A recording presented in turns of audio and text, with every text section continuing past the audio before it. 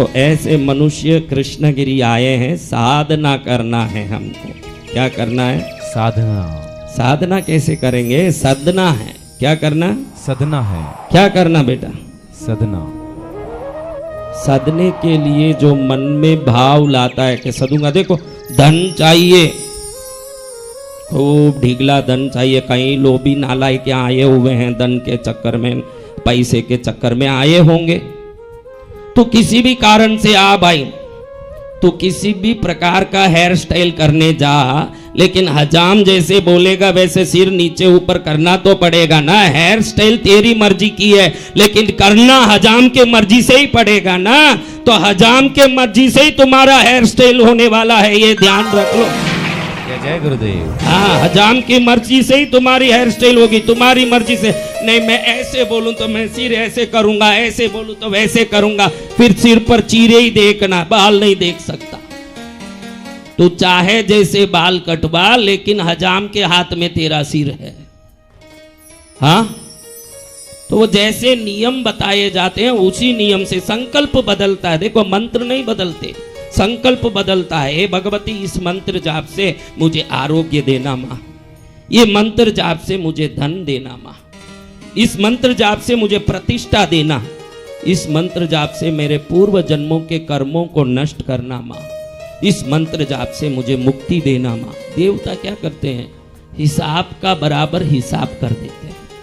देवता क्या करते हैं? संसार नमक हराम हो सकता है, ध्यान रखना। आपने किसी पर उपकार किया, बदले में वो मुंह फिरा के गया, आपको ही अनुभव होगा ऐसे बात। ये मनुष्यों में है। मनुष्य नमक हराम हो सकता है, विश्वासघाती हो सकता है। देवता आपने उनके लिए चुटकी भर किया हो तो पहाड़ भर देते हैं। इसीलिए वो शब्द को अमर कोश में कालिदास कहता है, दीयंताम इति देवता, जो देते हैं इसलिए उनका नाम देवता है। ये पुराने जमाने में राजस्थान में ये गिरवी का धंधा होता था ना, उसको लेवा देवी कहते थे।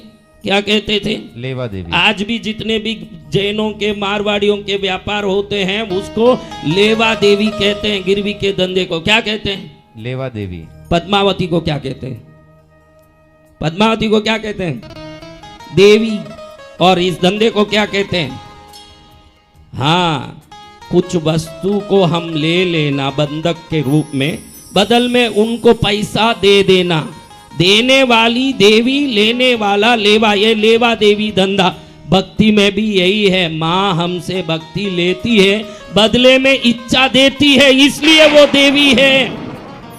वो इसलिए देवी है, वो देने की वस्तु को देती है, न लेने की वस्तु को लेती है, लेके दे देती है। लेकिन हम क्या दे देंगे जो उसके पास नहीं है भाई? ऐसे बता बेटा, क्या नहीं होगा जो?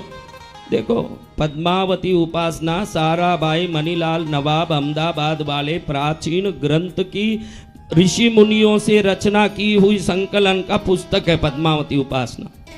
पद्मावती उपासना में लिखा है कि पद्मावती अपने गर्भ में, देखो ये माताओं के गर्भ से क्या निकला? माताओं, हाँ निकला ना। ज्यादा से ज्यादा हमने सुना 7 बच्चे 9 बच्चे तक निकल गए, पेपर में आता है। क्या निकल गया? किसी माँ के 8 बच्चे 9 बच्चे निकल गए, आपने सुना होगा। कभी एक साथ 9, कहीं 14 हो गए होंगे ज्यादा से ज्यादा। तो शास्त्रों में कहते हैं 120 करोड़ सूर्य, अच्छे से सुन लो, समझ पड़ेगा। कितने? 120 करोड़। 120 करोड़ सूर्य, 120 करोड़ चंद्र, 120 करोड़ पृथ्वी और 120 करोड़ मंगल, 120 करोड़ शनि। ऐसे ये नवग्रह 120 करोड़, उपग्रह 1020 करोड़ और उपग्रह 10,020 करोड़। ये सभी भगवती के गर्भ में निवास करते हैं। ये 120 करोड़ सूर्य चंद्र आदि, जय गुरुदेव, ये समस्त चीजें उसके गर्भ में निवास करते हैं। ब्रह्मा विष्णु महेश भगवती के गर्भ में निवास करके उसकी इच्छा अनुसार बाहर आते हैं। इच्छा होने के बाद लय हो जाते हैं। किसके गर्भ में? माँ भगवती। बोलो, किसके गर्भ में? इस बहाने नाम तो ले लो, मुंह का कल्याण हो जाएगा। जो मुंह पाया गाली दिया, दुनिया भर के झगड़े किए, आपने अच्छे काम एक ही किया, कृष्णगिरी पहुंच गए, वो एक अच्छा काम किया। पद्मावती मात की। बाकी जो किया सब लफड़ा ही किया है, दिखता है सामने चेहरा। फिर भी बसंत विजय को आप पर दया है।